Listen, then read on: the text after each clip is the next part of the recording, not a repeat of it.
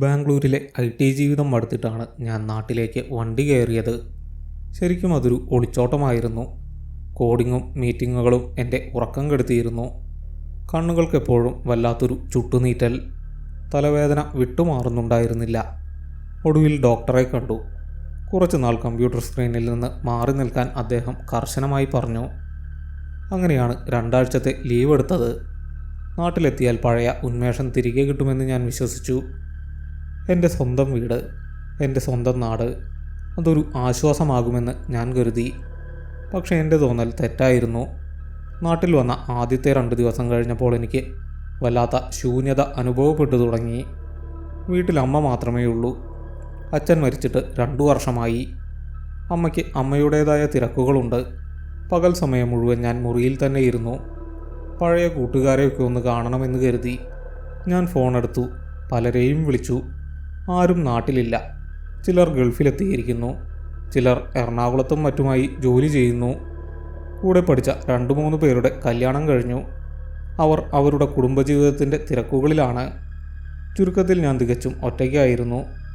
ആർക്കും എന്നെ കേൾക്കാൻ സമയമില്ലായിരുന്നു. എനിക്ക് വീട്ടിലിരുന്നിട്ട് ഭ്രാന്ത് പിടിക്കുന്ന പോലെ തോന്നി.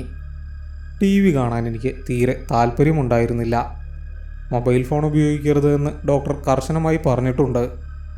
എന്തു ചെയ്യണമെന്നെനിക്കറിയില്ലായിരുന്നു. അന്നൊരു ബുധനാഴ്ചയായിരുന്നു. പകൽ മുഴുവൻ ഞാൻ വെറുതെ കിടന്നുറങ്ങി. വൈകുന്നേരം 5:30 കാണും. ഞാൻ ഉറക്കമുണർന്നു. പുറത്ത് അത്യാവശ്യം വെയിലുണ്ടായിരുന്നു. മുറിയിലെ ജനൽ തുറന്നിട്ടു. ഇളങ്കാറ്റ് ഉള്ളിലേക്ക് വന്നു. എനിക്ക് പെട്ടെന്ന് പുറത്തു പോകണമെന്ന് തോന്നി. എങ്ങോട്ടാണെന്ന് എനിക്ക് തന്നെ അറിയില്ലായിരുന്നു. ചുമ്മാ വണ്ടി ഓടിക്കണം. ടൗണിൻ്റെ തിരക്കുകളിൽ നിന്ന് മാറി കുറച്ച് ദൂരം പോകണം. ഞാൻ വേഗം മുഖം കഴുകി ഒരു ഷർട്ടും ജീൻസും ഇട്ടു. അമ്മ അടുക്കളയിലായിരുന്നു. ഞാൻ വണ്ടിയുടെ താക്കോലെടുത്ത് പുറത്തിറങ്ങി. എൻ്റെ പഴയ ബുള്ളറ്റ് അവിടെ ഇരിപ്പുണ്ട്. കുറച്ച് നാളായി അത് ഓടിച്ചിട്ട്. ഞാൻ വണ്ടി സ്റ്റാർട്ട് ചെയ്തു. എൻജിൻ്റെ ശബ്ദം കേട്ടപ്പോൾ എനിക്ക് ചെറിയൊരു ആശ്വാസം തോന്നി. ഞാൻ ഗേറ്റും കടന്ന് വണ്ടി മുന്നോട്ടെടുത്തു. നാട്ടിലെ റോഡുകൾക്ക് വലിയ മാറ്റമൊന്നും വന്നിട്ടില്ല. ചെറിയ കുഴികളും പൊടികളുമൊക്കെയുണ്ട്. ഞാൻ വളരെ പതുക്കെയാണ് വണ്ടി ഓടിച്ചത്. കാറ്റ് മുഖത്ത് തട്ടിയപ്പോൾ വല്ലാത്തൊരു സുഖം തോന്നി. ഞാൻ ടൗണിലേക്കുള്ള വഴി ഉപേക്ഷിച്ചു. പകരം നഗരാതിർത്തിയിലേക്കുള്ള ഇടവഴിയിലേക്ക് വണ്ടി തിരിച്ചു. അങ്ങോട്ടധികം വീടുകളില്ല. റബ്ബർ തോട്ടങ്ങളും ഒഴിഞ്ഞ പറമ്പുകളുമാണ് കൂടുതൽ. കുറച്ച് ദൂരം ചെന്നാൽ പഴയൊരു ഇരുമ്പ് പാലമുണ്ട്. ബ്രിട്ടീഷുകാരുടെ കാലത്ത് പണിതതാണെന്ന് അച്ഛൻ പണ്ട് പറഞ്ഞിട്ടുണ്ട്. പുതിയ ഹൈവേ വന്നതോടെ ആ പാലം ആരും ഉപയോഗിക്കാതായി. ഇപ്പോൾ അത് തികച്ചും വിജനമാണ്. പകൽ പോലും അവിടെ അധികം ആളുകൾ വരാറില്ല. എനിക്കെന്തോ അവിടെ പോയിരിക്കാൻ തോന്നി. ആ ശാന്തത എനിക്ക് ആവശ്യമായിരുന്നു. ഏകദേശം 20 മിനിറ്റ് വണ്ടി ഓടിച്ച് ഞാൻ അവിടെ എത്തി. സൂര്യൻ താഴാൻ തുടങ്ങിയിരുന്നു. ആകാശം ചുവന്നിട്ടുണ്ട്. പാലത്തിൻ്റെ ഇരുമ്പഴികളിലെങ്ങും തുരുമ്പ് പിടിച്ചിട്ടുണ്ട്. താഴെ കൂടെ പുഴ ഒഴുകുന്നു. വളരെ മെല്ലെയാണ് ഒഴുക്ക്. വേനൽക്കാലമായതുകൊണ്ട് വെള്ളം വളരെ കുറവാണ്. ഞാൻ ബുള്ളറ്റിൻ്റെ എൻജിൻ ഓഫ് ചെയ്തു. പെട്ടെന്ന് വലിയൊരു നിശബ്ദത അവിടെ പടർന്നു. എൻ്റെ ശ്വാസത്തിൻ്റെ ശബ്ദം പോലും എനിക്ക് കേൾക്കാമായിരുന്നു. ദൂരെ നിന്നും ചില പക്ഷികളുടെ കരച്ചിൽ മാത്രം. ഞാൻ വണ്ടി സ്റ്റാൻഡിൽ വെച്ചു. എന്നിട്ട് പാലത്തിലേക്ക് നടന്നു. പഴയ തടിപ്പലകകൾ പാകിയ പാലമാണ്. നടക്കുമ്പോൾ ചെറിയ ശബ്ദം കേൾക്കാം. ഞാൻ ചുറ്റും നോക്കി. ആരുമില്ല. എനിക്ക് വല്ലാത്തൊരു സമാധാനം തോന്നി. ഞാൻ പാലത്തിൻ്റെ കൈവരിയിൽ പിടിച്ചു നിന്ന് താഴേക്ക് നോക്കി നിന്നു. പുഴയിലെ ഇരുണ്ട വെള്ളത്തിൽ ആകാശത്തിൻ്റെ ചുവപ്പ് നിറം പ്രതിഫലിക്കുന്നുണ്ടായിരുന്നു. പെട്ടെന്നാണ് ഞാനത് ശ്രദ്ധിച്ചത്. പാലത്തിൻ്റെ അങ്ങേയറ്റത്ത് ഒരാൾ നിൽക്കുന്നു. ഞാൻ ആദ്യം അത് കണ്ടില്ല.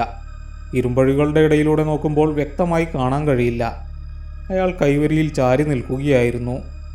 എൻ്റെ ശ്രദ്ധ പുഴയിലായിരുന്നതുകൊണ്ട് ഞാൻ ആളെ കണ്ടില്ല. എനിക്ക് ചെറിയൊരു സംശയം തോന്നി. ഈ നേരത്ത് ഇവിടെ ആരും വരാറില്ല. ഞാൻ വീണ്ടും നോക്കി. ഒരൽപ്പം മുഷിഞ്ഞ വസ്ത്രം ധരിച്ച ഒരാൾ. അയാൾ എന്നെപ്പോലെ തന്നെ താഴേക്ക് നോക്കി നിൽക്കുന്നു. ഞാൻ അയാളെ ഒന്ന് ശ്രദ്ധിച്ചു. രൂപം കണ്ടിട്ട് എനിക്കെന്തോ ഒരു പരിചയം തോന്നി. ഞാൻ പതുക്കെ അയാൾക്ക് നേരെ നടന്നു. എൻ്റെ കാലച്ച കേട്ടിട്ടാകണം അയാൾ പെട്ടെന്ന് എൻ്റെ നേരെ തിരിഞ്ഞു. എൻ്റെ ഹൃദയമിടിപ്പൊന്ന് നിന്നു. എനിക്ക് എൻ്റെ കണ്ണുകളെ വിശ്വസിക്കാൻ കഴിഞ്ഞില്ല. അത് ബിനു ആയിരുന്നു. ഡിഗ്രിക്ക് 3 വർഷം എൻ്റെ കൂടെ ഒരേ ബെഞ്ചിലിരുന്ന് പഠിച്ച ബിനു. തൃശ്ശൂരായിരുന്നു അവൻ്റെ വീട്. കോളേജ് കഴിഞ്ഞതിന് ശേഷം ഞങ്ങൾ തമ്മിൽ യാതൊരു ബന്ധവും ഉണ്ടായിരുന്നില്ല. ഫോൺ നമ്പർ പോലും എൻ്റെ കയ്യിലില്ല. അവനും ഈ നാട്ടിൽ ആരെയും പരിചയമില്ല എന്നെനിക്കറിയാം. പിന്നെ എങ്ങനെ അവൻ ഇവിടെ എത്തി? അതും ഈ വിജനമായ പാലത്തിൽ. അവൻ എന്നെ നോക്കി. അവൻ്റെ മുഖത്ത് യാതൊരു ഭാവവ്യത്യാസവും ഉണ്ടായിരുന്നില്ല. വളരെ നിർവികാരമായ ഒരു നോട്ടം. ബിനു, ഞാൻ അത്ഭുതത്തോടെ വിളിച്ചു. അവൻ പതുക്കെ ഒന്ന് ചിരിച്ചു. വളരെ നേർത്തൊരു പുഞ്ചിരി. അഭിജിത്ത് അല്ലേ? അവൻ ചോദിച്ചു. അവൻ്റെ ശബ്ദത്തിന് വല്ലാത്തൊരു മാറ്റം എനിക്ക് അനുഭവപ്പെട്ടു. പണ്ടെപ്പോഴും ഉറക്കെ സംസാരിക്കുന്ന പ്രകൃതമായിരുന്നു അവൻ്റേത്. ഇപ്പോൾ ശബ്ദം വളരെ പതുക്കെയാണ്. ഒരു വല്ലാത്ത ക്ഷീണം ആ മുഖത്തുണ്ടായിരുന്നു. കവിളുകൾ ഒട്ടിയിട്ടുണ്ട്. കുറേ നാളായി ഉറങ്ങിയിട്ട് എന്ന് തോന്നിപ്പിക്കും വിധം കണ്ണുകൾക്ക് ചുറ്റും നല്ല കറുപ്പ് നിറം. ഞാൻ വേഗത്തിൽ അവൻ്റെ അടുത്തേക്ക് ചെന്നു. ഞാൻ എൻ്റെ വലം കൈ അവന് നീട്ടി. അവൻ ആ കൈ പിടിച്ചു. എൻ്റെ ശരീരം പെട്ടെന്നൊന്ന് വിറച്ചു. അവൻ്റെ കൈകൾക്ക് വല്ലാത്ത തണുപ്പായിരുന്നു. ഐസ് വാട്ടറിൽ കൈ മുക്കി വെച്ചതിന് ശേഷം പിടിക്കുന്നത് പോലെ. ഈ വൈകുന്നേരത്തെ ചൂടിലും എങ്ങനെ ഇത്ര തണുപ്പ് എന്ന് ഞാൻ അത്ഭുതപ്പെട്ടു. പക്ഷേ ഞാനത് അവനോട് ചോദിച്ചില്ല. എന്താടാ ഇവിടെ? നീ എപ്പോഴാ വന്നേ? ഞാൻ ആവേശത്തോടെ ചോദിച്ചു. അവൻ പതുക്കെ കൈ പിൻവലിച്ചു. എന്നിട്ട് വീണ്ടും പുഴയിലേക്ക് നോക്കി. ഒരു ചെറിയ ആവശ്യത്തിന് വന്നതാ. ഇവിടെ വലിയ പരിചയക്കാരൊന്നുമില്ലല്ലോ. അതാ ഇവിടെ വന്നു നിൽക്കുന്നത്. നല്ല ശാന്തത ഉണ്ടല്ലോ. അവൻ വളരെ പതുക്കെയാണ് സംസാരിച്ചത്. വാക്കുകൾക്ക് ഒരുതരം ഭാരമുള്ളതുപോലെ. എന്താവശ്യം? നീ തൃശ്ശൂരല്ലേ ജോലി ചെയ്യുന്നത്? ഞാൻ ചോദിച്ചു. അതൊക്കെ ഞാൻ പറയാം. നീ എന്താ ഇവിടെ? നീ ബാംഗ്ലൂരല്ലായിരുന്നോ? അവൻ വിഷയം മാറ്റി. ഞാൻ എൻ്റെ കാര്യങ്ങൾ അവനോട് പറഞ്ഞു. ലീവ് എടുത്തു വന്നതാണെന്നും ബോറടിച്ചിട്ട് ചുമ്മാ വണ്ടിയെടുത്ത് ഇറങ്ങിയതാണെന്നും പറഞ്ഞു. അവനെല്ലാം കേട്ടു നിന്നു. 1-2 വട്ടം വെറുതെ തലയാട്ടി. അതിനപ്പുറം യാതൊരു പ്രതികരണവും അവനിൽ നിന്നുണ്ടായില്ല. പണ്ടത്തെ കോളേജ് കാര്യങ്ങൾ ഞാൻ ഓർത്തെടുത്ത് പറഞ്ഞു. കൂടെ പഠിച്ചവരുടെ വിശേഷങ്ങൾ പറഞ്ഞു. അവനപ്പോഴും പുഴയിലെ വെള്ളത്തിലേക്ക് തന്നെ നോക്കി നിൽക്കുകയായിരുന്നു. ഇടയ്ക്കൊന്ന് ചിരിക്കും. അവൻ്റെ ആ നിൽപ്പ് എനിക്ക് വല്ലാത്തൊരു അസ്വസ്ഥത ഉണ്ടാക്കി.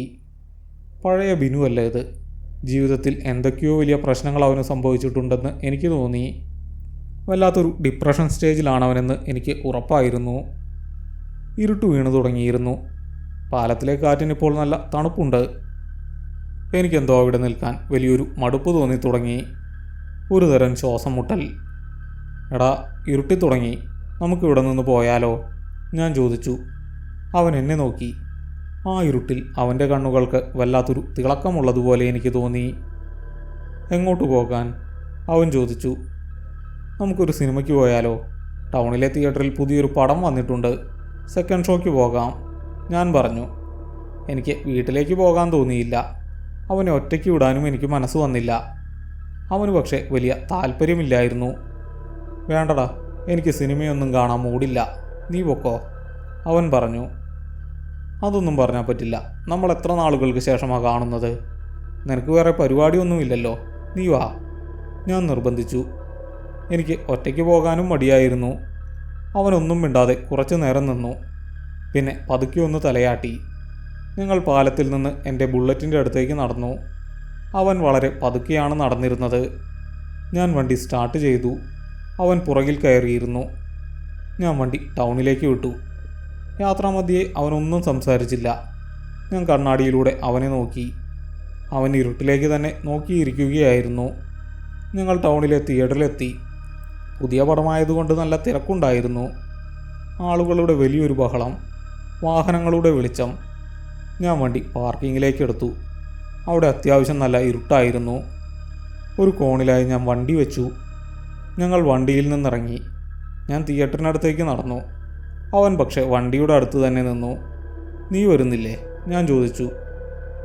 എനിക്ക് ഈ ആൾക്കൂട്ടം കണ്ടിട്ട് എന്തോ പോലെ. പിന്നെ ചെറിയൊരു തലവേദനയുണ്ട്. നീ പോയി ടിക്കറ്റ് എടുത്തോ, ഞാൻ ഇവിടെ ഇരിക്കാം, അവൻ പറഞ്ഞു. എടാ, ഞാൻ ഒറ്റയ്ക്ക് എങ്ങനെ? നീയും വാ, ഞാൻ നിർബന്ധിച്ചു. ഇല്ലടാ, എനിക്ക് ഇവിടെ ഇരിക്കാനാണ് ഇഷ്ടം. ഈ ഇരുട്ടിൽ നല്ല ശാന്തതയുണ്ട്. നീ പോയി എടുത്തോ, അവൻ ഉറപ്പിച്ചു പറഞ്ഞു. പിന്നെ എനിക്ക് നിർബന്ധിക്കാൻ തോന്നിയില്ല. ഞാൻ അവനെ അവിടെ നിർത്തിയിട്ട് ടിക്കറ്റ് കൗണ്ടറിലേക്ക് നടന്നു. നല്ല ക്യൂ ഉണ്ടായിരുന്നു. ഞാൻ ക്യൂവിൽ നിന്നു. 10 മിനിറ്റ് കഴിഞ്ഞപ്പോൾ കൗണ്ടറിന് മുന്നിൽ ബോർഡ് വന്നു, ഹൗസ്ഫുൾ. എനിക്ക് വല്ലാത്ത നിരാശ തോന്നി. ഇനിയിപ്പോൾ എന്തു ചെയ്യും? ഞാൻ പതുക്കെ പാർക്കിങ്ങിലേക്ക് തിരിച്ചു നടന്നു. ബിനു അവിടെ തന്നെ ഇരിപ്പുണ്ടായിരുന്നു. അതേ ഇരിപ്പ്. ചുറ്റുമുള്ളതൊന്നും അവൻ ശ്രദ്ധിക്കുന്നുണ്ടായിരുന്നില്ല. ഞാൻ അവൻ്റെ അടുത്തേക്ക് ചെന്നു. ടിക്കറ്റ് ഇല്ലടാ, ഹൗസ്ഫുള്ളാണ് ഞാൻ പറഞ്ഞു. അവൻ എന്നെ ഒന്ന് നോക്കി. ഒന്നും മിണ്ടിയില്ല. വെറുതെ ഒന്ന് തലയാട്ടി. അവനതൊരു പ്രശ്നമേ അല്ലായിരുന്നു എന്ന് തോന്നി. എനിക്ക് വല്ലാത്തൊരു സങ്കടം തോന്നി. സിനിമ കാണാൻ പറ്റാത്തതിലല്ല, ഈ രാത്രി വെറുതെ ആകുമല്ലോ എന്നോർത്ത്. പെട്ടെന്ന് എൻ്റെ മനസ്സിലൊരു ആശയം വന്നു. നമുക്ക് ബീച്ചിൽ പോയാലോ? ഞാൻ ചോദിച്ചു. നഗരത്തിന് പുറത്താണ് ബീച്ച്. കുറച്ച് ദൂരമുണ്ട്. പകലവിടെ നല്ല തിരക്കാണ്. പക്ഷേ രാത്രി 10 മണി കഴിഞ്ഞാൽ അവിടെ ആരും ഉണ്ടാകില്ല. നല്ല ശാന്തതയായിരിക്കും. കടൽക്കാറ്റേറ്റ് സംസാരിച്ചിരിക്കാം. അവൻ എന്നെ കുറേ നേരം നോക്കി നിന്നു. പിന്നെ പതുക്കെ പറഞ്ഞു, ശരി പോവാം. ഞാൻ വണ്ടി സ്റ്റാർട്ട് ചെയ്തു. ഞങ്ങൾ ബീച്ചിലേക്ക് യാത്ര തിരിച്ചു. രാത്രിയുടെ ഇരുട്ടിലേക്ക് ഞങ്ങൾ വീണ്ടും സഞ്ചരിക്കാൻ തുടങ്ങി. പാർക്കിങ്ങിൽ നിന്നും വണ്ടി പുറത്തേക്കെടുക്കുമ്പോൾ നഗരം ഉറങ്ങിത്തുടങ്ങിയിരുന്നു. റോഡിൽ വാഹനങ്ങൾ വളരെ കുറവായിരുന്നു. കടകളൊക്കെ അടച്ചു കഴിഞ്ഞു. ചില മരുന്ന് കടകൾ മാത്രം തുറന്നിരിപ്പുണ്ട്. തെരുവുവിളക്കുകളുടെ മഞ്ഞ വെളിച്ചം റോഡിൽ വീണ് കിടന്നു. ഞങ്ങൾ നഗരാതിർത്തി കടന്നു. ബീച്ചിലേക്കുള്ള റോഡ് വളരെ വീതി കുറഞ്ഞതാണ്. അവിടെ തെരുവുവിളക്കുകളില്ല. ഇരുവശത്തും വലിയ മതിലുകളുള്ള പഴയ വീടുകളാണ്. യാത്രയിലുടനീളം ബിനു ഒന്നും മിണ്ടിയില്ല. ഞാൻ കണ്ണാടിയിലൂടെ ഇടയ്ക്ക് അവനെ നോക്കി. അവൻ എവിടേക്കെന്നില്ലാതെ നോക്കിയിരിക്കുകയാണ്. കാറ്റ് നല്ലവണ്ണം അടിക്കുന്നുണ്ടായിരുന്നു. എനിക്ക് ചെറിയ തണുപ്പ് തോന്നി. ഞാൻ വണ്ടിയുടെ വേഗത കുറച്ചു. അവനോടെന്തെങ്കിലും സംസാരിക്കണമെന്നെനിക്കുണ്ടായിരുന്നു. ഈ മൗനം എനിക്ക് വല്ലാത്തൊരു അസ്വസ്ഥതയുണ്ടാക്കി. നിനക്ക് തൃശ്ശൂർ എവിടെയാ ജോലി? ഞാൻ ചോദിച്ചു. കാറ്റിൻ്റെ ശബ്ദം കാരണം ഞാൻ കുറച്ചുറക്കെയാണ് ചോദിച്ചത്. പിന്നിൽ നിന്നും മറുപടിയൊന്നും വന്നില്ല. അവൻ കേട്ടില്ല എന്ന് ഞാൻ കരുതി. ഞാൻ വീണ്ടും ചോദിച്ചു. എനിക്കിപ്പോൾ ജോലിയൊന്നുമില്ലടാ. വളരെ പതുക്കെ അവൻ പറഞ്ഞു. കാറ്റിൻ്റെ ഇരമ്പലിലും ആ ശബ്ദം എൻ്റെ ചെവിയിൽ വ്യക്തമായി പതിഞ്ഞു. അതിൽ വല്ലാത്തൊരു നിരാശയുണ്ടായിരുന്നു. അതെന്തു പറ്റി? അവിടെ ഒരു ബാങ്കിലല്ലായിരുന്നോ നിനക്ക് ജോലി? ഞാൻ ചോദിച്ചു. അതൊക്കെ പോയി. എല്ലാം അവസാനിച്ചു. ഇപ്പോൾ ഞാൻ ഫ്രീ ആണ്. എങ്ങോട്ടും പോകാമെന്ന അവസ്ഥ, അവൻ പറഞ്ഞു. അവൻ്റെ ആ വാക്കുകൾ എനിക്ക് മനസ്സിലായില്ല. ജോലി പോയതിൻ്റെ വിഷമമാകുമെന്ന് ഞാൻ കരുതി. പിന്നെ ഒന്നും ചോദിക്കാൻ പോയില്ല. കൂടുതൽ ചോദിച്ചാൽ അവന് സങ്കടമാകുമെന്ന് ഞാൻ കരുതി. ബുള്ളറ്റിൻ്റെ ശബ്ദം മാത്രം ആ രാത്രിയിൽ മുഴങ്ങിക്കേട്ടു. ഏകദേശം 11:30 കഴിഞ്ഞപ്പോൾ ഞങ്ങൾ ബീച്ചിലെത്തി. പകൽ സമയത്ത് സൂചി കുത്താനിടമില്ലാത്ത സ്ഥലമാണ്. പക്ഷേ ഇപ്പോൾ അവിടെ ആരുമില്ല. കടുത്ത ഇരുട്ട് മാത്രം. കടൽ തീരം പൂർണ്ണമായും വിജനമായിരുന്നു. കടൽ തിരമാലകളുടെ വലിയ ഇരമ്പൽ കേൾക്കാം. ഉപ്പിൻ്റെ മണമുള്ള കാറ്റ് വീശുന്നുണ്ടായിരുന്നു. ഞാൻ വണ്ടി ഒരു വശത്തേക്ക് ഒതുക്കി നിർത്തി. ഞങ്ങൾ വണ്ടിയിൽ നിന്നും ഇറങ്ങി. ഞാനതപ്പോൾ ശ്രദ്ധിച്ചു. അവൻ വണ്ടിയിൽ നിന്നിറങ്ങിയപ്പോൾ ബുള്ളറ്റിൻ്റെ ഷോക്ക് അബ്സോർബറിന് യാതൊരു മാറ്റവും ഉണ്ടായില്ല. സാധാരണ ഒരാൾ പുറകിൽ നിന്നിറങ്ങുമ്പോൾ വണ്ടിക്ക് ചെറിയൊരു അനക്കമുണ്ടാകാറുണ്ട്. പക്ഷേ അപ്പോൾ അങ്ങനെ ഒന്നും സംഭവിച്ചില്ല. അവൻ വളരെ മെലിഞ്ഞതുകൊണ്ടാകാമെന്ന് ഞാൻ മനസ്സിനെ സമാധാനിപ്പിച്ചു. ഞങ്ങൾ മണലിലൂടെ നടന്നു. ഇരുട്ടിൽ കടൽ കാണാൻ നല്ല പേടിയാണ്. വെളുത്ത നുരകൾ മാത്രമാണ് കാണാൻ കഴിയുക. തിരമാലകൾ കരയിലേക്ക് ആഞ്ഞടിക്കുന്ന ശബ്ദം ഭയപ്പെടുത്തുന്നതായിരുന്നു. ഞങ്ങൾ കുറച്ച് ദൂരം നടന്നു. അവിടെ കുറച്ച് കോൺക്രീറ്റ് ബെഞ്ചുകളുണ്ട്. അതിലൊന്നിൽ ഞങ്ങളിരുന്നു. ആകാശം മേഘാവൃതമായിരുന്നു. നക്ഷത്രങ്ങളൊന്നും ഉണ്ടായിരുന്നില്ല. ബിനു തിരമാലകളിലേക്ക് നോക്കിയിരുന്നു. അവൻ്റെ കണ്ണുകൾക്ക് വല്ലാത്തൊരു ശൂന്യതയുണ്ടായിരുന്നു. എന്താടാ നിൻ്റെ പ്രശ്നം? നീ എന്താ ഇങ്ങനെ? ഞാൻ ചോദിച്ചു. അവൻ എന്നെ നോക്കിയില്ല. കടലിലേക്ക് തന്നെ നോക്കിയിരുന്നു. ഒന്നുമില്ലടാ, എനിക്ക് വല്ലാത്ത ക്ഷീണം. ഒരുപാട് ദൂരം യാത്ര ചെയ്തതുപോലെ. ഇനി എനിക്ക് വിശ്രമിക്കണം. നീ എവിടെ നിന്നാണ് വരുന്നത്? ഞാൻ ചോദിച്ചു. ഒരുപാട് ദൂരെ നിന്ന്. എനിക്ക് ഇനിയും പോകണം, അവൻ പറഞ്ഞു. അവൻ്റെ സംസാരം വല്ലാതെ മാറിയിരിക്കുന്നു. ഒരു സാധാരണ മനുഷ്യൻ സംസാരിക്കുന്നത് പോലെയല്ല അവൻ സംസാരിച്ചത്. ഓരോ വാക്കും വളരെ പതുക്കെ, ഒരുതരം തണുപ്പോടെയാണ് അവൻ പറഞ്ഞത്. പെട്ടെന്നാണ് ഞാനത് കണ്ടത്. ദൂരെ ഒരു ചെറിയ വെളിച്ചം. അവിടെ ചെറിയൊരു ചായക്കട തുറന്നിരിപ്പുണ്ട്. ഒരു പ്രായമായ ആളാണത് നടത്തുന്നത്. ആൾക്കാരില്ലാത്തതുകൊണ്ട് അയാൾ കട അടയ്ക്കാൻ തുടങ്ങുകയായിരുന്നു. നീ ഇവിടെ ഇരിക്കേ, ഞാൻ പോയി 2 ചായ വാങ്ങിയിട്ട് വരാം. ഞാൻ എഴുന്നേറ്റു. അവനൊന്നും മിണ്ടിയില്ല. ഞാൻ ആ കടയുടെ അടുത്തേക്ക് നടന്നു. മണലിലൂടെ നടക്കാൻ നല്ല പാടായിരുന്നു. ഞാൻ കടയുടെ അടുത്തെത്തി. കാറ്റ് കാരണം കടയിലെ വിളക്ക് അണയാൻ തുടങ്ങിയിരുന്നു. ചേട്ടാ, 2 ചായ, ഞാൻ പറഞ്ഞു. അയാൾ എന്നെ ഒന്ന് സൂക്ഷിച്ചു നോക്കി. അയാളുടെ മുഖത്ത് വലിയ ചുളിവുകളുണ്ടായിരുന്നു. അയാൾ ഒരു ഗ്ലാസ്സിൽ ചായ പകർന്ന് എനിക്ക് നേരെ നീട്ടി. എനിക്ക് 2 ചായ വേണം ചേട്ടാ, ഞാൻ വീണ്ടും പറഞ്ഞു. അയാൾ ചുറ്റും നോക്കി, പിന്നെ എന്നെ നോക്കി. 2 ആളോ? സാറ് മാത്രമേ ഇവിടെയുള്ളൂ. സാർ ഒറ്റയ്ക്കല്ലേ വന്നത്? അയാൾ ചോദിച്ചു. ഞാൻ ചിരിച്ചു. അല്ല ചേട്ടാ, എൻ്റെ കൂട്ടുകാരൻ അവിടെ ഇരിപ്പുണ്ട്, അവനും കൂടിയാണ്. ഞാൻ ബിനു ഇരിക്കുന്ന ബെഞ്ചിൻ്റെ അടുത്തേക്ക് വിരൽ ചൂണ്ടി. അയാൾ ആ ഭാഗത്തേക്ക് ഒന്ന് നോക്കി. അവിടെ നല്ല ഇരുട്ടായിരുന്നു. ആരെയും വ്യക്തമായി കാണാൻ കഴിയില്ല. അയാൾ ഒന്നും പറഞ്ഞില്ല. പക്ഷേ അയാളുടെ മുഖത്ത് വല്ലാത്തൊരു ഭയമുള്ളതുപോലെ എനിക്ക് തോന്നി. അയാൾ വേഗം ഒരു ഗ്ലാസ്സിൽ കൂടി ചായ പകർന്ന് എനിക്ക് തന്നു. ഞാൻ പൈസ കൊടുത്തിട്ട് തിരികെ നടന്നു. ഞാൻ ബെഞ്ചിൻ്റെ അടുത്തെത്തി. ബിനു അവിടെ തന്നെ ഇരിപ്പുണ്ടായിരുന്നു. ഞാൻ ഒരു ഗ്ലാസ് അവന് നീട്ടി. അവനത് വാങ്ങി. ഞാൻ എൻ്റെ ചായ കുടിക്കാൻ തുടങ്ങി. നല്ല ചൂടുള്ള ചായ. എൻ്റെ തൊണ്ടയ്ക്ക് അതൊരു ആശ്വാസമായിരുന്നു. കാറ്റിൻ്റെ തണുപ്പിനെ മാറ്റാൻ ആ ചായ സഹായിച്ചു. ഞാൻ കുടിച്ചു തീർന്നിട്ടും ബിനു ചായ കുടിച്ചിരുന്നില്ല. അവൻ ആ ഗ്ലാസ് കയ്യിൽ പിടിച്ചിരിക്കുകയായിരുന്നു. എന്താടാ കുടിക്കാത്തത്? നല്ല ചൂടുണ്ട്, കുടിക്കേ, ഞാൻ പറഞ്ഞു. എനിക്ക് വേണ്ട, എനിക്ക് ദാഹമില്ല. അവൻ അതെൻ്റെ കയ്യിൽ തിരികെ തന്നു. ആ ഗ്ലാസ് എൻ്റെ കയ്യിൽ തൊട്ടപ്പോൾ ഞാൻ ഞെട്ടി. ഗ്ലാസ്സിലെ ചായയ്ക്ക് യാതൊരു ചൂടും ഉണ്ടായിരുന്നില്ല. ഐസ് പോലെ തണുത്ത ചായ. വെറും 5 മിനിറ്റ് കൊണ്ടാണ് ഞാൻ എൻ്റെ ചായ കുടിച്ചു തീർത്തത്. അത്രയും വേഗം ആ ചായ എങ്ങനെ ഇത്ര തണുത്തു? എനിക്ക് അത്ഭുതം തോന്നി. അവൻ ഗ്ലാസ് പിടിച്ചിരുന്ന ഭാഗത്ത് ചെറിയൊരു മഞ്ഞുതുള്ളികൾ പോലെ രൂപപ്പെട്ടിരുന്നു. ഞാൻ ആ ഗ്ലാസ് ബെഞ്ചിൽ വെച്ചു. എനിക്ക് വല്ലാത്തൊരു ഭയം ഉള്ളിൽ തോന്നി തുടങ്ങി. എൻ്റെ ഫോണിൽ സമയം നോക്കി. സമയം 12:30 കഴിഞ്ഞു. കാറ്റിൻ്റെ ശക്തി കൂടി. തണുപ്പ് സഹിക്കാൻ കഴിയാത്തതുപോലെയായി. എൻ്റെ ശരീരമാകെ വിറയ്ക്കാൻ തുടങ്ങി. എനിക്ക് വേഗം അവിടെ നിന്ന് പോകണമെന്ന് തോന്നി. എടാ ബിനു, സമയം ഒരുപാടായി, നമുക്ക് പോകാം, നല്ല തണുപ്പുണ്ട്, ഞാൻ പറഞ്ഞു. അവൻ എഴുന്നേറ്റു. ഞങ്ങൾ വണ്ടിയുടെ അടുത്തേക്ക് നടന്നു. പോകുന്ന വഴിയിൽ ഞാൻ വെറുതെ ഒന്ന് താഴേക്ക് നോക്കി. മണലിൽ എൻ്റെ കാൽപ്പാടുകൾ വ്യക്തമായി പതിഞ്ഞിട്ടുണ്ട്. പക്ഷേ എൻ്റെ കൂടെ നടക്കുന്ന ബിനുവിൻ്റെ കാൽപ്പാടുകൾ എനിക്കവിടെ കാണാൻ കഴിഞ്ഞില്ല. മണൽ തീർത്തും നിരപ്പായി കിടക്കുന്നു. എൻ്റെ കണ്ണുകളെ ഞാൻ വിശ്വസിച്ചില്ല. വെളിച്ചക്കുറവ് കൊണ്ടാകും ഞാൻ കാണാത്തതെന്ന് ഞാൻ എന്നെ തന്നെ വിശ്വസിപ്പിച്ചു. അല്ലെങ്കിൽ കഴിഞ്ഞ കുറേ നാളുകളായി കമ്പ്യൂട്ടർ സ്ക്രീനിൽ തുടർച്ചയായി നോക്കിയിരിക്കുന്നത് മൂലമുണ്ടായ കാഴ്ച തകരാറായിരിക്കും. പക്ഷേ ഉള്ളിൽ ഭയം വേരുറപ്പിക്കാൻ തുടങ്ങിയിരുന്നു. ഞങ്ങൾ വണ്ടിയുടെ അടുത്തെത്തി. ഞാൻ താക്കോലെടുത്ത് വണ്ടി ഓൺ ചെയ്തു. ഹെഡ്ലൈറ്റ് തെളിഞ്ഞു. ഏതു വഴി പോകും? ഞാൻ ചോദിച്ചു.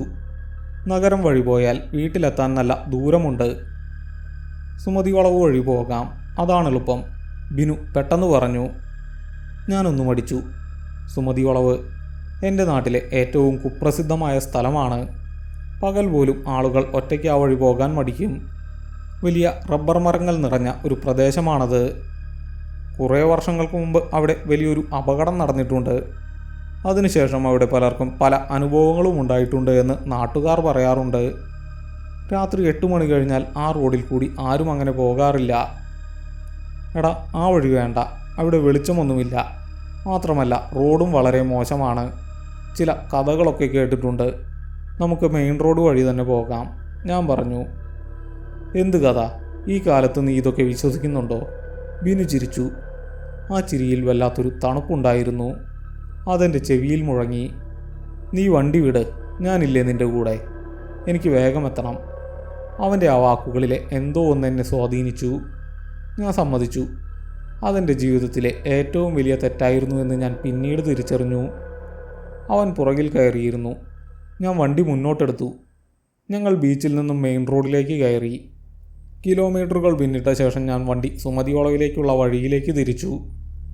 റോഡിൻ്റെ സ്വഭാവം പെട്ടെന്ന് മാറി. ടാറൊക്കെ ഇളകിക്കിടക്കുന്ന റോഡ്. ഇരുവശത്തും വലിയ കാട് പോലെ റബ്ബർ മരങ്ങൾ. തെരുവുവിളക്കുകൾ ഒട്ടുമില്ല. ഹെഡ്ലൈറ്റിൻ്റെ വെളിച്ചം മാത്രം. ആ വെളിച്ചം കാറ്റിലിടയ്ക്ക് മങ്ങുന്നത് പോലെ എനിക്ക് തോന്നി. വണ്ടി മുന്നോട്ട് പോകും തോറും അന്തരീക്ഷത്തിന് വല്ലാത്തൊരു ഭാരം അനുഭവപ്പെടാൻ തുടങ്ങി. ശ്വാസമെടുക്കാൻ ബുദ്ധിമുട്ടുള്ളതുപോലെ. സാധാരണ രാത്രിയിൽ കേൾക്കുന്ന ചിവീടുകളുടെയോ തവളകളുടെയോ ശബ്ദം അവിടെ ഉണ്ടായിരുന്നില്ല. പൂർണ്ണമായ നിശബ്ദത. ബുള്ളറ്റിൻ്റെ ശബ്ദം പോലും അവിടെ പ്രതിധ്വനിക്കുന്നില്ല എന്നെനിക്ക് തോന്നി. റബ്ബർ മരങ്ങളുടെ നിഴലുകൾ മനുഷ്യരെ പോലെ എനിക്ക് തോന്നി തുടങ്ങി. എൻ്റെ ഹൃദയമിടിപ്പ് കൂടി. വണ്ടി ഒരു കയറ്റം കയറാൻ തുടങ്ങി. ഞാൻ ആക്സിലേറ്റർ കൂട്ടി. പക്ഷേ വണ്ടിക്ക് ഒട്ടും ഭാരമില്ലാത്തതുപോലെ. പിന്നിൽ ഒരാളിരിക്കുന്നതിൻ്റെ യാതൊരു സൂചനയും വണ്ടി നൽകുന്നില്ല. ഞാൻ ഭയം പുറത്തു കാണിക്കാതെ സംസാരിക്കാൻ ശ്രമിച്ചു. നീ തൃശ്ശൂർ എവിടെയാണ് താമസിക്കുന്നത്? ഞാൻ ചോദിച്ചു. എൻ്റെ ശബ്ദം വിറയ്ക്കുന്നുണ്ടായിരുന്നു. പിന്നിൽ നിന്നും മറുപടി വന്നില്ല. കാറ്റ് വലിയ ശബ്ദത്തിൽ മരങ്ങൾക്കിടയിലൂടെ വീശി. ബിനു, ഞാൻ വീണ്ടും വിളിച്ചു. പെട്ടെന്ന് ബിനുവിൻ്റെ 2 കൈകളും എൻ്റെ തോളിൽ വന്നു വീണു. എൻ്റെ ശരീരമാകെ ഒരു നിമിഷം മരവിച്ചുപോയി. അത് കൈകളായിരുന്നില്ല, 2 ഐസുകട്ടകൾ എൻ്റെ തോളിൽ വെച്ചതുപോലെ. അത്രയും കടുത്ത തണുപ്പ്. എൻ്റെ ജീവൻ പോകുന്നതുപോലെ എനിക്ക് തോന്നി.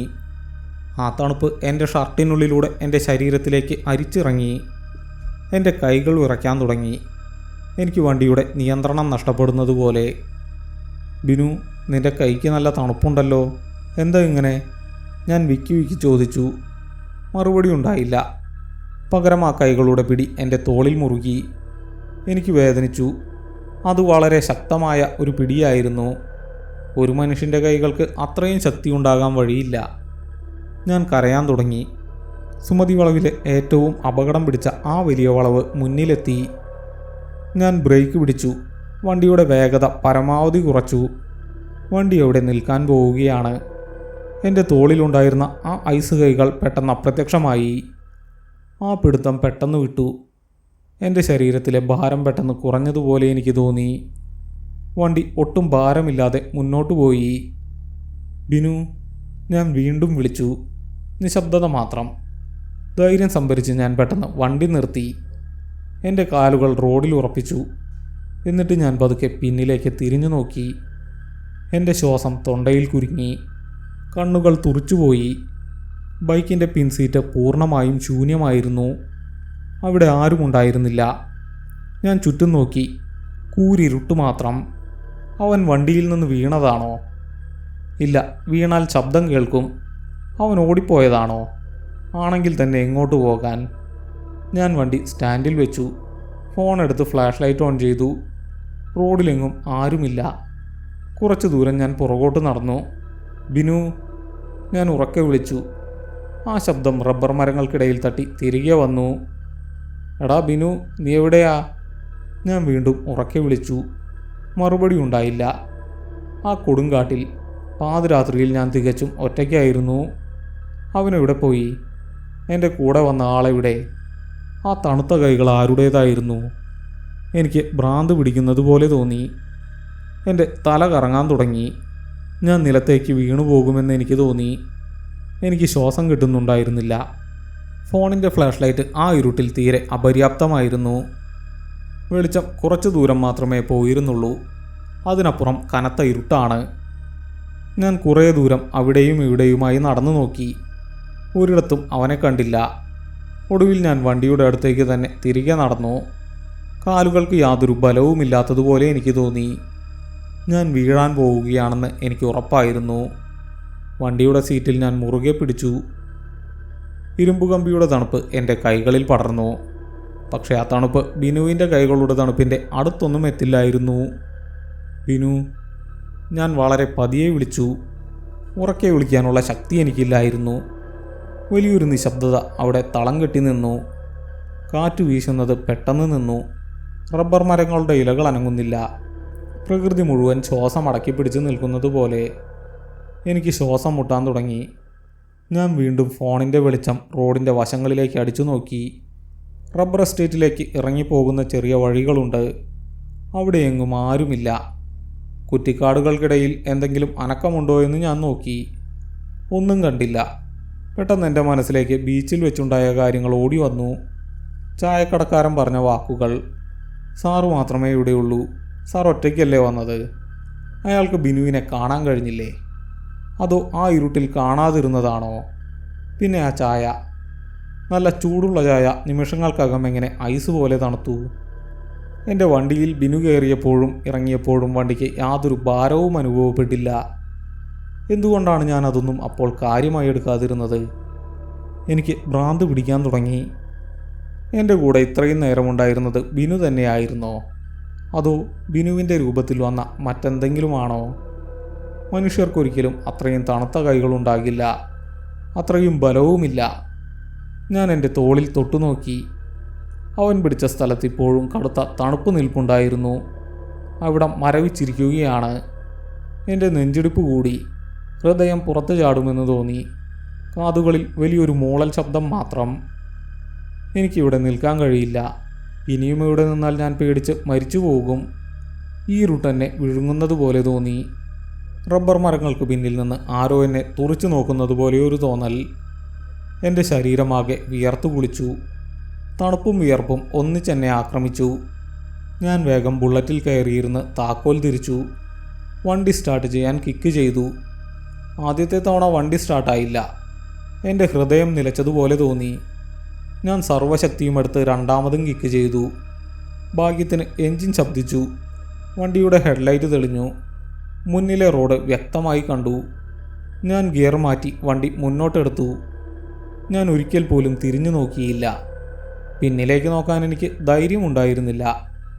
ആരെങ്കിലും എൻ്റെ പിന്നാലെ ഓടി വരുന്നുണ്ടോ എന്ന് ഞാൻ ഭയന്നു. വണ്ടിയുടെ ആക്സിലേറ്റർ ഞാൻ പരമാവധി തിരിച്ചു. കുണ്ടും കുഴിയും നിറഞ്ഞ റോഡിലൂടെ വണ്ടി കുതിച്ചു പാഞ്ഞു. 2-3 തവണ ഞാൻ വണ്ടിയിൽ നിന്ന് വീഴാൻ പോയി. പക്ഷെ എങ്ങനെയോ എനിക്ക് ബാലൻസ് കിട്ടി. എനിക്ക് ഈ കാട് കടക്കണം. വെളിച്ചമുള്ള എവിടെയെങ്കിലും എത്തണം. മനുഷ്യരുള്ള ഇടത്തെത്തണം. അതുമാത്രമായിരുന്നു എൻ്റെ ലക്ഷ്യം. റോഡിൻ്റെ വശങ്ങളിലുള്ള മരച്ചിലകൾ എൻ്റെ ദേഹത്ത് തട്ടുന്നുണ്ടായിരുന്നു. ആ യാത്ര ഒരുപാട് വർഷങ്ങൾ നീണ്ടു നിൽക്കുന്ന പോലെ എനിക്ക് തോന്നി. ഓരോ നിമിഷവും എൻ്റെ പിന്നിൽ ആ തണുത്ത കൈകൾ വന്നു വീഴുമെന്ന് ഞാൻ പേടിച്ചു. വണ്ടിയുടെ റിയർവ്യൂ മിററിലേക്ക് നോക്കാൻ ഞാൻ ധൈര്യപ്പെട്ടില്ല. അതിലവനെ വീണ്ടും കാണുമോ എന്നൊരു പേടി എന്നെ വേട്ടയാടി. കണ്ണുകൾ പകുതി അടച്ചാണ് ഞാൻ വണ്ടി ഓടിച്ചത്. എത്ര നേരം കഴിഞ്ഞു എന്നറിയില്ല. ദൂരെ ഒരു മഞ്ഞ വെളിച്ചം ഞാൻ കണ്ടു. ഒരു തെരുവ് വിളക്ക്. എനിക്ക് ജീവൻ തിരിച്ചു കിട്ടിയതുപോലെ തോന്നി. സുമതി വളവ് കഴിഞ്ഞിരിക്കുന്നു. റോഡിപ്പോൾ വീതിയുള്ളതായി. ഞാൻ മെയിൻ റോഡിലേക്ക് പ്രവേശിച്ചു. അവിടെ കുറച്ച് കടകളുണ്ട്. എല്ലാം അടച്ചിട്ടിരിക്കുകയാണ്. എങ്കിലും വെളിച്ചമുണ്ടല്ലോ. ഞാൻ വണ്ടിയുടെ വേഗത അല്പം കുറച്ചു. എങ്ങോട്ടാണ് എനിക്ക് പോകേണ്ടതെന്ന് അറിയില്ലായിരുന്നു. വീട്ടിലേക്ക് പോകാൻ തോന്നിയില്ല. ഈ അവസ്ഥയിൽ ഞാൻ വീട്ടിൽ ചെന്നാൽ അമ്മ പേടിച്ചു പോകും. എനിക്കെൻ്റെ ജീവനിൽ ഭയം തോന്നി. എനിക്ക് സഹായം വേണം. അടുത്തുള്ള പോലീസ് സ്റ്റേഷൻ എൻ്റെ മനസ്സിലേക്ക് വന്നു. അവിടെ പോലീസുകാർ കാണും. അവിടെ എനിക്ക് സുരക്ഷിതത്വം കിട്ടും. ഞാൻ വണ്ടി നേരെ ടൗണിലെ പോലീസ് സ്റ്റേഷനിലേക്ക് തിരിച്ചു. സ്റ്റേഷൻ്റെ മുറ്റത്ത് ഞാൻ വണ്ടി നിർത്തി. നീലയും ചുവപ്പും ബോർഡ് കണ്ടപ്പോൾ എനിക്ക് കുറച്ച് ആശ്വാസം തോന്നി. ഞാൻ വണ്ടി സ്റ്റാൻഡിൽ വയ്ക്കാൻ പോലും മറന്നു. വണ്ടി ഒരു വശത്തേക്ക് ചെരിഞ്ഞു വീണു. ഞാൻ അതൊന്നും ശ്രദ്ധിച്ചില്ല. ഞാൻ നേരെ സ്റ്റേഷനിലേക്ക് ഓടിക്കയറി. സ്റ്റേഷൻ്റെ മുറ്റത്ത് ഒരു പോലീസ് ജീപ്പ് കിടപ്പുണ്ടായിരുന്നു. ഉള്ളിൽ നല്ല വെളിച്ചമുണ്ട്. ഞാൻ റിസപ്ഷൻ പോലെയുള്ള ഒരു വലിയ മുറിയിലേക്ക് കയറി. അവിടെ ഒരു മരബെഞ്ചിൽ ഒരു കോൺസ്റ്റബിൾ ചാരി ഇരുന്നുറങ്ങുന്നുണ്ട്. വലിയൊരു മേശയ്ക്ക് പിന്നിലായി പ്രായമുള്ള ഒരു ഗ്രേഡ് എസ് ഐ ഇരിപ്പുണ്ട്. അദ്ദേഹം കണ്ണട വെച്ച് ഒരു പഴയ പത്രം വായിക്കുകയായിരുന്നു. മേശപ്പുറത്ത് കുറേ ഫയലുകൾ കൂട്ടിയിട്ടിരിക്കുന്നു. മുകളിലൊരു പഴയ ഫാൻ ശബ്ദമുണ്ടാക്കി കറങ്ങുന്നുണ്ട്. എൻ്റെ ഓട്ടം കണ്ട അദ്ദേഹം പത്രം താഴെ വെച്ചു.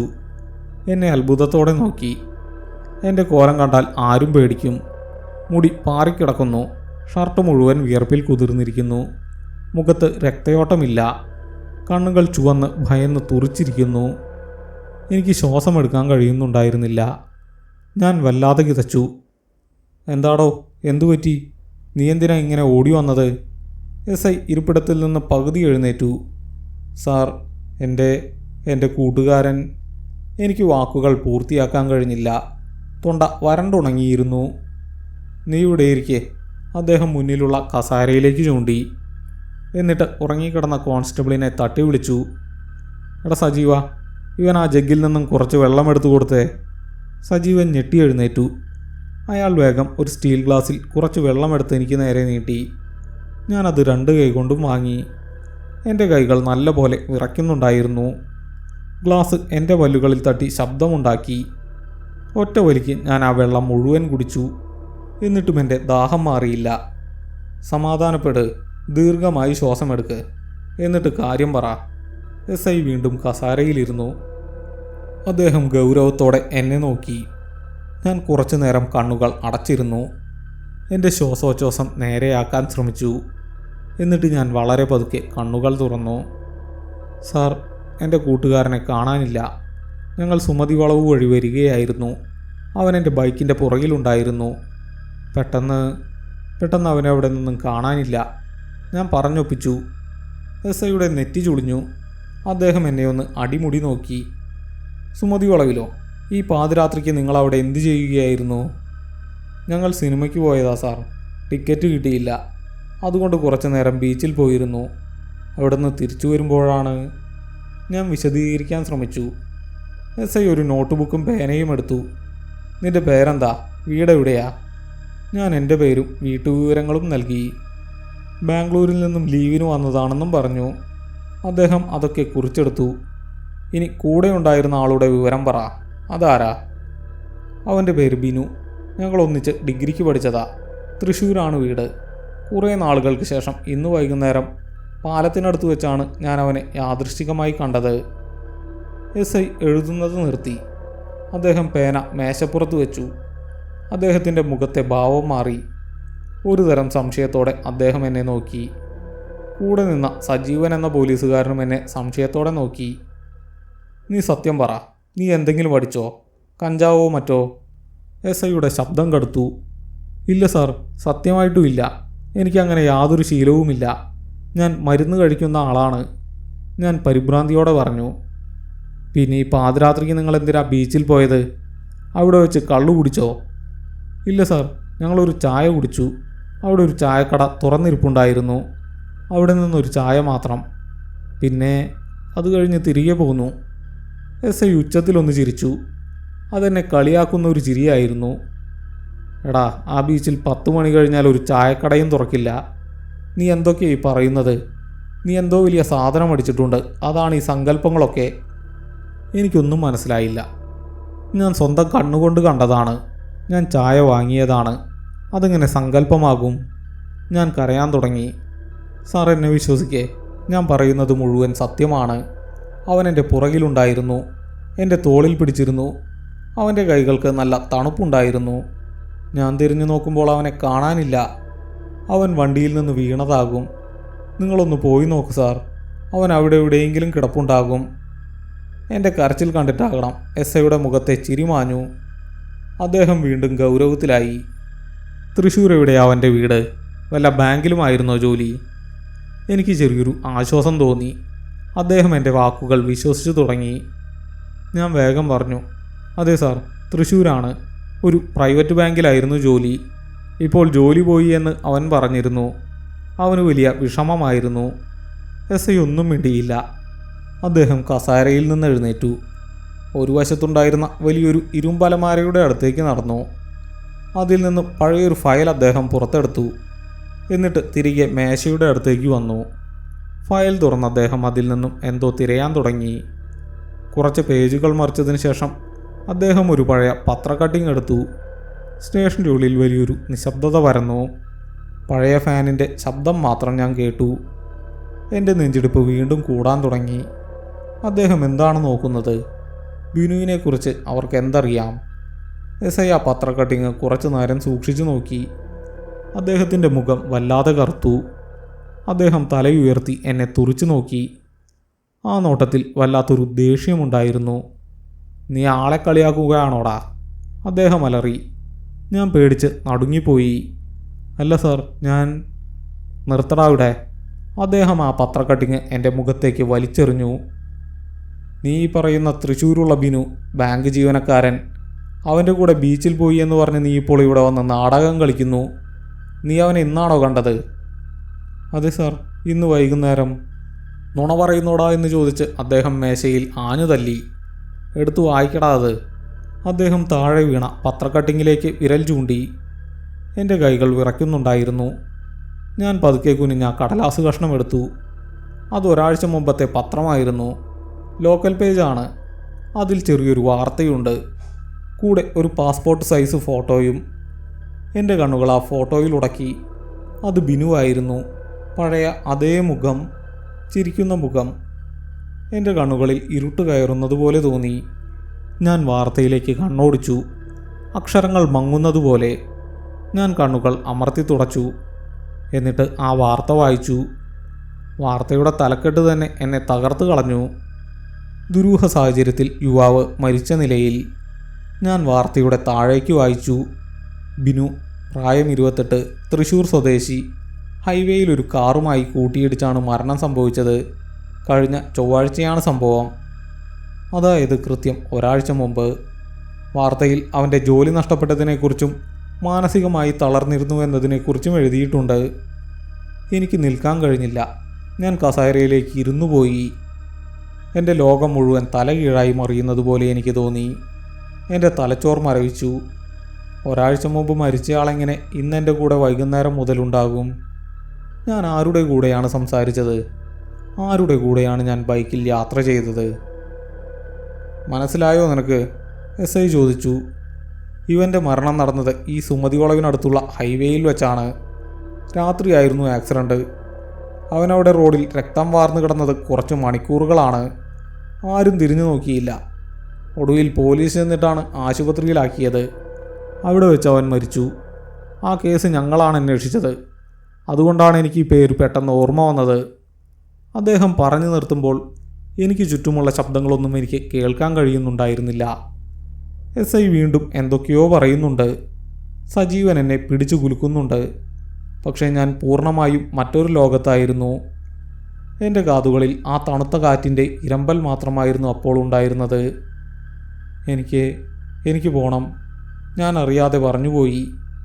നീ എവിടെ പോകുന്നു? നിൻ്റെ വീട്ടുകാരെ വിളിക്കടാ, അവരിങ്ങോട്ട് വരട്ടെ, SI പറഞ്ഞു. വേണ്ട സാർ, എനിക്ക് കുഴപ്പമില്ല. എനിക്ക് വീട്ടിൽ പോകണം. ഞാനൊരു ഭ്രാന്തനെ പോലെ എഴുന്നേറ്റു. നീ ഈ രാത്രി ഒറ്റയ്ക്ക് പോകണ്ട, അവിടെ ഇരിക്കേ, രാവിലെ പോയാൽ മതി, SI വിലക്കി. പക്ഷെ ഞാനൊന്നും കേട്ടില്ല. എനിക്ക് ആ മുറിയിൽ ശ്വാസം മുട്ടുന്നുണ്ടായിരുന്നു. ആ പത്രക്കട്ടിങ് എൻ്റെ കയ്യിൽ നിന്ന് താഴെ വീണു. ഞാൻ വേഗത്തിൽ പുറത്തേക്ക് നടന്നു. സജീവൻ എന്നെ പിടിക്കാൻ വന്നെങ്കിലും SI അയാളെ തടഞ്ഞു. അവനെ വിട്ടേക്ക്, രാവിലെ വീട്ടുകാരോട് പറയാം അവന് വട്ടാണെന്ന്, SI പറയുന്നത് ഞാൻ കേട്ടു. ഞാൻ സ്റ്റേഷൻ്റെ പടിക്കെട്ടുകൾ ഇറങ്ങി. എൻ്റെ കാലുകൾ എൻ്റേതല്ലാത്തതുപോലെ, വായുവിൽ നടക്കുന്നതുപോലെ. ഞാൻ ബൈക്ക് വീണ് കിടക്കുന്നിടത്തേക്ക് നടന്നു. വളരെ പാടുപെട്ട് ഞാൻ വണ്ടി ഉയർത്തി നിവർത്തി വെച്ചു. പുറത്ത് വീണ്ടും കാറ്റ് വീശാൻ തുടങ്ങിയിരുന്നു. നല്ല തണുത്ത കാറ്റ്. എൻ്റെ വിയർപ്പ് തണുത്തുറഞ്ഞു. ഞാൻ വണ്ടിയിൽ കയറിയിരുന്നു. താക്കോൽ തിരിക്കാൻ എൻ്റെ കൈകൾ വിറച്ചു. ഞാൻ ഫോണിൽ സമയം നോക്കി. സമയം രാത്രി 2 മണി കഴിഞ്ഞിരിക്കുന്നു. സ്റ്റേഷൻ്റെ കോമ്പൗണ്ടിന് ചുറ്റും വലിയ മതിലാണ്. മുന്നിലൊരു പഴയ ഇരുമ്പ് ഗേറ്റ്. ആ ഗേറ്റിന് പുറത്തായി ഒരു വഴിവിളക്ക് കത്തുന്നുണ്ട്. മഞ്ഞ വെളിച്ചം റോഡിലേക്ക് വീണ് കിടക്കുന്നു. ഞാൻ വണ്ടി സ്റ്റാർട്ട് ചെയ്യാൻ പോകുന്നതിന് മുമ്പ് വെറുതെ ഒന്ന് ആ ഗേറ്റിലേക്ക് നോക്കി. എൻ്റെ ഹൃദയം ഒരു നിമിഷം പൂർണ്ണമായും നിലച്ചു. ശരീരത്തിലെ രക്തം മുഴുവൻ തണുത്തുറഞ്ഞുപോയി. ഞാൻ ശ്വാസമെടുക്കാൻ മറന്നു. ആ വഴിവിളക്കിൻ്റെ മഞ്ഞ വെളിച്ചത്തിൽ ഇരുമ്പഴികൾക്ക് പുറത്ത് ഇരുട്ടിലേക്ക് ചേർന്ന് ഒരാൾ നിൽപ്പുണ്ടായിരുന്നു. അയാൾ എന്നെ തന്നെയാണ് നോക്കുന്നത്. അത് ബിനുവായിരുന്നു. കോളേജ് കാലത്തെ അതേ ചിരിയുമായി അവൻ എന്നെ കാത്ത് ആ ഗേറ്റിന് പുറത്ത് നിൽപ്പുണ്ടായിരുന്നു. വഴിവിളക്കിൻ്റെ മഞ്ഞ വെളിച്ചത്തിൽ അവനങ്ങനെ അനങ്ങാതെ നിൽക്കുന്നു. എൻ്റെ ശരീരത്തിലെ അവസാന രക്തത്തുള്ളിയും മരവിച്ചുപോയി. എനിക്ക് ശ്വാസമെടുക്കാൻ കഴിഞ്ഞില്ല. എൻ്റെ നെഞ്ച് വല്ലാതെ പിടഞ്ഞു. കണ്ണുകൾ ഇറുക്കി അടച്ചു തുറന്നു. അല്ല, എൻ്റെ തോന്നലല്ല, അത് അവൻ തന്നെയാണ്. ഞാൻ പാലത്തിൽ വെച്ച് കണ്ട അതേ വേഷം, അതേ നിർവികാരമായ ചിരി. അവൻ എന്നെ തന്നെ നോക്കുകയാണ്, എൻ്റെ ജീവൻ എടുക്കാൻ വന്ന മൃഗത്തെ പോലെ. എൻ്റെ കൈകൾ വിറച്ചു. ബുള്ളറ്റിൻ്റെ താക്കോൽ താഴെ വീണു. കോൺക്രീറ്റ് തറയിൽ താക്കോൽ വീണ ശബ്ദം വലിയൊരു പൊട്ടിത്തെറി പോലെ എനിക്ക് തോന്നി. ആ ശബ്ദം കേട്ടിട്ടും ബിനുവിൻ്റെ നോട്ടം മാറിയില്ല. അവൻ പതുക്കെ വലതു കൈ ഉയർത്തി എന്നെ അവൻ്റെ അടുത്തേക്ക് വിളിക്കുകയാണ്. വളരെ സാധാരണമായ ഒരാംഗ്യം, കൂട്ടുകാർ പരസ്പരം വിളിക്കുന്നത് പോലെ. പക്ഷെ ആ വിളി മരണത്തിൻ്റേതായിരുന്നു. എനിക്ക് അവിടെ നിൽക്കാൻ കഴിഞ്ഞില്ല. ഞാൻ പുറകോട്ട് നടന്നു. കാലുകൾ കൂട്ടിയിടിച്ചു. ഞാൻ നിലത്ത് വീണു. എങ്ങനെയോ എഴുന്നേറ്റു. തിരിഞ്ഞു നോക്കാതെ ഞാൻ വീണ്ടും സ്റ്റേഷനിലേക്ക് ഓടി. എൻ്റെ കിതപ്പ് കേട്ട് SI പത്രത്തിൽ നിന്ന് മുഖമുയർത്തി. ഞാൻ വരാന്തയിലെ തൂണിൽ പിടിച്ചു നിന്നു. എൻ്റെ വായ തുറന്നിരുന്നുവെങ്കിലും ശബ്ദം പുറത്തു വന്നില്ല. ഞാൻ പുറത്തേക്ക് കൈ ചൂണ്ടി. എന്താടാ, എന്തുപറ്റി? SI കസാരയിൽ നിന്നും എഴുന്നേറ്റു. സജീവൻ ഓടി വന്നു. സാർ, അവൻ പുറത്തുണ്ട്, ഞാൻ കിതച്ചുകൊണ്ട് പറഞ്ഞു. അവർ രണ്ടുപേരും പരസ്പരം നോക്കി. പിന്നെ സജീവൻ വേഗം പുറത്തേക്ക് നടന്നു. ഗേറ്റിനടുത്തേക്ക് പോയി ചുറ്റും നോക്കി. അയാൾ തിരികെ വന്നു. അവിടെ എങ്ങും ആരുമില്ല സാർ, ഇവന് വട്ടായതാ, സജീവൻ പറഞ്ഞു. ഞാനത് വിശ്വസിച്ചില്ല. അവൻ അവിടെ ഉണ്ടായിരുന്നു എന്ന് എനിക്ക് ഉറപ്പാണ്. എൻ്റെ തലയ്ക്ക് വല്ലാത്ത ഭാരം തോന്നി. ചുറ്റുമുള്ള വെളിച്ചം മങ്ങുന്നതുപോലെ. ഞാൻ അവിടെ നിന്ന് നിലത്തേക്ക് ഊർന്നു വീണു. പൂർണ്ണമായ ഇരുട്ടിലേക്ക് ഞാൻ വീണുപോയി. കണ്ണു തുറക്കുമ്പോൾ എൻ്റെ മുഖത്ത് വെള്ളം വീഴുന്നുണ്ടായിരുന്നു. നേരം പുലർന്നിരിക്കുന്നു. സ്റ്റേഷനിലെ പഴയൊരു മരബെഞ്ചിലാണ് ഞാൻ കിടക്കുന്നത്. എൻ്റെ മുന്നിൽ അമ്മ നിൽപ്പുണ്ട്, കൂടെ അമ്മാവനും. അമ്മയുടെ കണ്ണുകൾ നിറഞ്ഞിരുന്നു. ഞാൻ പതുക്കെ എഴുന്നേറ്റിരുന്നു. ശരീരത്തിന് വല്ലാത്ത ഭാരം തോന്നി. തലവേദന എന്നെ കൊല്ലാതെ കൊല്ലുന്നുണ്ടായിരുന്നു. എന്താ മോനെ ഇത്? നീ എന്തിനാ രാത്രി ഇങ്ങോട്ട് വന്നത്? അമ്മ കരഞ്ഞുകൊണ്ട് ചോദിച്ചു. എനിക്ക് മറുപടി ഉണ്ടായിരുന്നില്ല. അമ്മാവൻ SIയോട് സംസാരിക്കുന്നത് കേട്ടു. ജോലിയുടെ സ്ട്രെസ്സാകും സാർ, ലീവിന് വന്നതാണ്. കഴിഞ്ഞ കുറച്ച് ദിവസമായി അവൻ വല്ലാതെ ഇരിക്കുകയായിരുന്നു. അമ്മാവൻ പറഞ്ഞു. മാനസികമായി എന്തോ കുഴപ്പമുണ്ട്. ഇന്നലെ രാത്രി മുഴുവൻ മരിച്ചുപോയ ഒരു കൂട്ടുകാരനെ കണ്ടു എന്നും പറഞ്ഞ് വലിയ ബഹളമായിരുന്നു. വേഗം ഒരു ഡോക്ടറെ കാണിക്കേ, SI ഉപദേശിച്ചു. ഞാനൊന്നും മിണ്ടിയില്ല. ഞാൻ പറഞ്ഞാൽ ആരും വിശ്വസിക്കില്ല എന്ന് എനിക്ക് ഉറപ്പായിരുന്നു. അമ്മാവൻ എന്നെ താങ്ങിപ്പിടിച്ച് പുറത്തേക്ക് കൊണ്ടുപോയി. എൻ്റെ വണ്ടി സ്റ്റേഷൻ്റെ മുറ്റത്ത് കിടപ്പുണ്ടായിരുന്നു. അമ്മാവനതെടുത്തു. ഞങ്ങൾ വീട്ടിലേക്ക് പോയി. വഴിയിലുടനീളം ഞാൻ പുറത്തേക്ക് നോക്കിയില്ല. കണ്ണുകൾ ഇറുക്കി അടച്ചു പിടിച്ചു. എൻ്റെ മനസ്സിൽ ആ മഞ്ഞ വെളിച്ചം മാത്രമായിരുന്നു. ആ വെളിച്ചത്തിൽ നിൽക്കുന്ന ബിനുവിൻ്റെ രൂപം. അവൻ എന്നെ എന്തിനാകും വിളിച്ചത്? മരണത്തിൻ്റെ ഏകാന്തതയിൽ അവനൊരു കൂട്ടുകാരനെ ആവശ്യമായിരുന്നോ? ഇപ്പോൾ ഒരാഴ്ച കഴിഞ്ഞിരിക്കുന്നു. ഞാനൊരു സൈക്യാട്രിസ്റ്റിനെ കാണുന്നുണ്ട്. കടുത്ത വിഷാദരോഗവും ഹാലൂസിനേഷനുമാണെന്നാണ് ഡോക്ടർ പറയുന്നത്. എൻ്റെ ജോലിയുടെ സ്ട്രെസ് മൂലം മരിച്ചുപോയ സുഹൃത്തിനെ ഞാൻ സങ്കല്പിച്ചുണ്ടാക്കിയതാണെന്നാണ് അവർ പറയുന്നത്. എനിക്ക് ഒരുപാട് ഗുളികകൾ തന്നിട്ടുണ്ട്. പകൽ മുഴുവൻ ഞാൻ മയക്കത്തിലാണ്. അമ്മ എൻ്റെ മുറിയിൽ നിന്നും മാറാറില്ല. നാട്ടുകാർ പലതും പറയുന്നുണ്ട്. ബാംഗ്ലൂരിൽ പോയി എനിക്ക് ഭ്രാന്തായി എന്ന് ചിലർ അടക്കം പറയുന്നു. ഞാൻ എല്ലാം കേൾക്കുന്നുണ്ട്. പക്ഷെ ഞാൻ ആരോടും തർക്കിക്കാൻ പോയില്ല. കാരണം സത്യം എനിക്ക് മാത്രമേ അറിയൂ. ആ രാത്രി സംഭവിച്ചത് എൻ്റെ തോന്നലായിരുന്നില്ല എന്നെനിക്ക് പൂർണ്ണ ബോധ്യമുണ്ട്. ബിനുവിനെ എൻ്റെ മനസ്സുണ്ടാക്കിയതല്ല. ആ ചായക്കടക്കാരൻ എനിക്ക് 2 ചായ തന്നിരുന്നു. എൻ്റെ തോളിൽ ഞാൻ ആ തണുപ്പ് അനുഭവിച്ചിരുന്നു. ഗുളികകൾ കഴിച്ചിട്ടും എൻ്റെ പേടി മാറിയില്ല. ഞാനിപ്പോഴും സുരക്ഷിതനല്ല എന്ന് എൻ്റെ മനസ്സ് പറയുന്നു. സുമതി വളവിൽ വെച്ച് അവൻ എന്നെ വിട്ടുപോയിരുന്നില്ല. സ്റ്റേഷൻ്റെ ഗേറ്റിന് പുറത്തു നിന്നും അവൻ തിരികെ പോയിട്ടുമില്ല. രാത്രിയാകുമ്പോൾ എൻ്റെ മുറിയിലെ ജനലിനു പുറത്ത് വലിയൊരു നിശബ്ദത പടരും. കാറ്റിൻ്റെ ശബ്ദം പോലും നിലയ്ക്കും. അപ്പോൾ ജനൽ ചില്ലിലൂടെ ഒരു മഞ്ഞ വെളിച്ചം ഉള്ളിലേക്ക് വരുന്നത് ഞാൻ കാണാറുണ്ട്. തെരുവുവിളക്കുകളില്ലാത്ത എൻ്റെ വീട്ടുപറമ്പിലെവിടെ നിന്നാണ് ആ വെളിച്ചം? എനിക്കറിയാം, അതവനാണ്. അവൻ എന്നെ കാത്തിരിക്കുകയാണ്. എൻ്റെ ഇടത്തെ തോളിൽ ആ തണുത്ത കൈകൾ വീണ്ടും സ്പർശിക്കുന്നത് ഞാൻ അറിയുന്നുണ്ട്. എൻ്റെ മരവിച്ച ശരീരത്തിലേക്ക് ആ തണുപ്പ് അരിച്ചിറങ്ങുകയാണ്. ഓരോ രാത്രിയും അവൻ എന്നെ വിളിക്കുന്നുണ്ട്. ആ വിളി എനിക്ക് മാത്രം കേൾക്കാം. എൻ്റെ ജീവൻ പതുക്കെ പതുക്കെ ഇല്ലാതാകുന്നത് ഞാൻ അറിയുന്നുണ്ട്. അധികകാലം എനിക്ക് അവനെ നിരസിക്കാൻ കഴിയില്ല എന്നെനിക്കറിയാം. അവൻ വരും. ഇരുട്ടിലൂടെ അവൻ വരും. എന്നെ അവൻ്റെ അടുത്തേക്ക് കൊണ്ടുപോകാൻ. ആ തണുത്ത രാത്രിയിലേക്ക് എന്നേക്കുമായി.